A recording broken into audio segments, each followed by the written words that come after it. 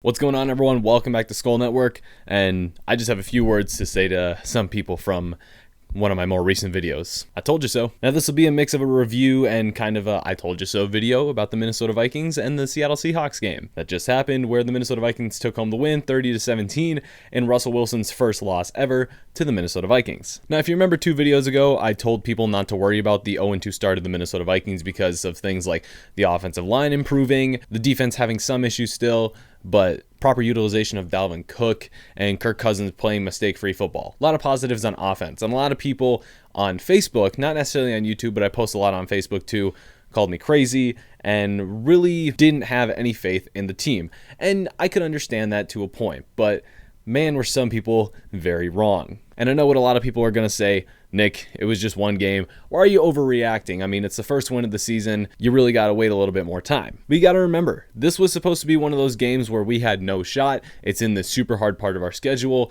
People saying we could go 0-7, and well, we're 1-2 now. If Green Bay loses tonight against the 49ers, that game's going on right now as I'm recording this, then we're going to be tied for the top of the division. I know it sounds weird at 1-2, but like I said, this team is firmly in a position to win the division if things go right. And look at him now. But just looking at this game and some of the things people thought were going to happen. With Russell Wilson, how many touchdowns did he throw? Okay, yep, he was supposed to tear up the defense. Chris Carson, how many yards did he run for? Yeah, sure. 80's pretty decent, but this was supposed to be a terrible run defense. Kirk Cousins, how many interceptions did he have and how many fumbles did he have as well? Isn't he really prone to turnovers, like a lot of people have been saying for months now? Okay, gotcha. How many interceptions has Kirk Cousins thrown this year? How many touchdowns is he? Okay, yeah, 8-0 ratio, gotcha.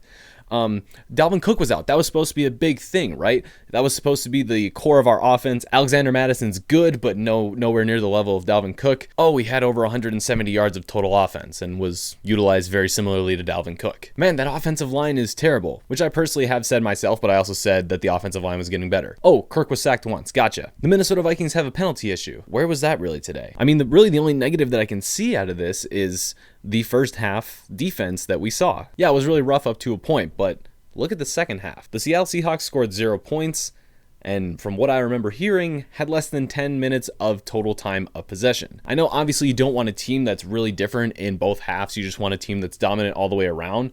But if you have a team that can hang in the first half with a really good team like the Seattle Seahawks and then absolutely turn on the Jets and hunker down and kick some ass in the second half, then, well, I'll take that all day if that means we win. And I understand that the Seattle Seahawks didn't have the greatest defense. They gave up a ton to Derrick Henry in week 2. And it isn't the biggest surprise that Alexander Madison did what he did this week, but there were a ton of people that were panicking about Dalvin Cook being injured, saying that this is going to be the end of the offense and that, things were going to go to hell. And man, just look how things went today. People wanting Greg Joseph gone after missing the game-winning kick in Arizona. And it's understandable to be upset about that.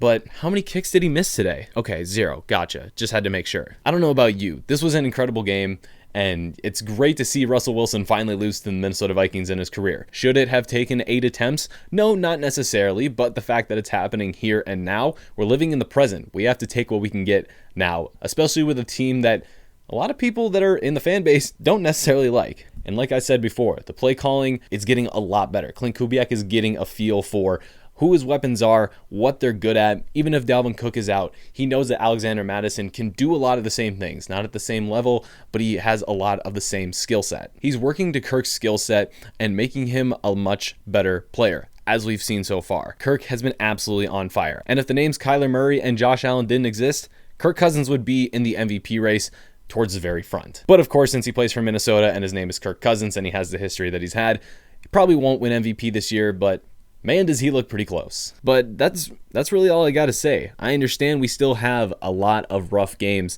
that should be very difficult coming up here against teams like the Browns and teams like the Rams. The Rams just went in and beat Tampa Bay. The Browns absolutely made Justin Fields look like a real rookie. But from what I saw today and what I've seen the first 3 weeks, this team is a couple plays from being 3-0 ahead in the division and really a front runner and possible Super Bowl contender. Possible, not definite. Don't get it twisted, people. But I just wanted to take this moment and my decent-sized platform to come on here and say there's a reason I'm so optimistic, and it's because things like this happen even after games like the Cardinals and the Bengals game. Games that bring us down so much can be rebounded by games like the Seattle game. So many people had no hope, and Kirk Cousins and that offense and that defense in the second half took it upon themselves, and they did what they needed to do to beat a very good Seattle team that could possibly finish 3rd or 4th in their division and still make the playoffs with one of the best quarterbacks in the league. I don't know. It's impressive to me.